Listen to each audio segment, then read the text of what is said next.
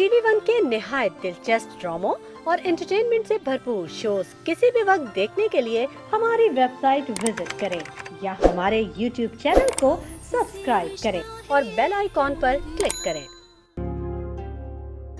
Hello Mustafa, क्या करें हम मम्मा का? क्या करेंगे? क्या मतलब? वो कोई शय है जो उनका कुछ करना है?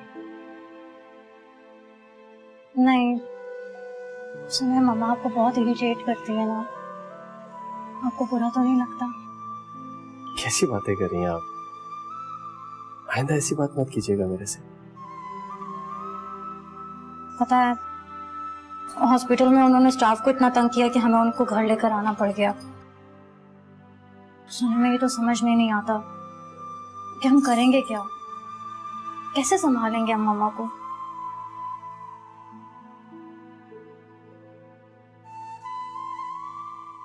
जब तक हो सकेगा हम उनकी देखभाल करेंगे और उसके बाद उनके लिए एक अच्छी सी नर्स भी रख लेंगे। हाँ, लेकिन कब तक?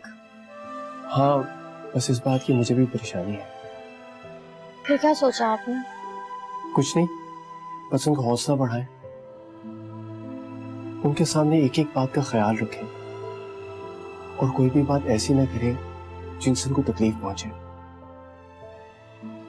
मैं कुछ करूं या ना करूं, क्या फर्क पड़ता है?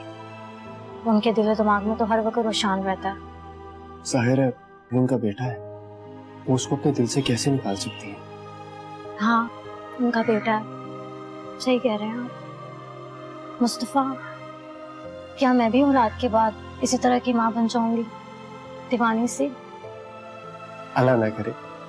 मुझे लगता है कि मम्मा ने ना बहुत टफ टाइम देखा है। छोटी सी एज में शादी हो गई उनकी। बाबा इतने हैंडसम नहीं थे जितना मम्मा चाहती थी। उसके बाद बाबा ने अपनी जॉब भी लूज कर ली, बिजनेस में भी काफी लॉस हो गया। मम्मा ना ये सारे क्राइसिस बर्दाश्त नहीं कर सकी। बाबा की डेथ के बाद हम बाबा के फ्रेंड शहरियार अंकल के घर जाके रहने लगे। फिर जब उन्होंने नायाब आंटी को एक बहुत अच्छी जिंदगी गुजारते देखा तो बहुत अपसेट हो गई वो। शहरियार अंकल का झुकाव अपनी तरफ देख के इस मौके से फायदा उठाया उन्होंने और फिर हम उनके घर शिफ्ट हो गए। उसके बाद जो भी कुछ हुआ वो सब मेरी जिंदगी के लिए एक स्याह बाब है। मेरी माँ की जिंदगी आसान नहीं थी मुस्तफा, इसीलिए ये हाल हो गया उनका। तुम मुझे क्यों बता रही हो ज़ुनैरा? मुझे इन बातों को सुनने की कोई जरूरत नहीं है। आप मेरे हस्बैंड हैं मुस्तफा, आपको मेरे बैकग्राउंड के बारे में पता होना चाहिए। तुमने जितना कुछ बता दिया वो काफी है, अब मुझे और नहीं सुनना। मुस्तफा, मुझसे एक वादा करें। कैसा वादा? यही कि आप मुझे कभी छोड़ेंगे नहीं।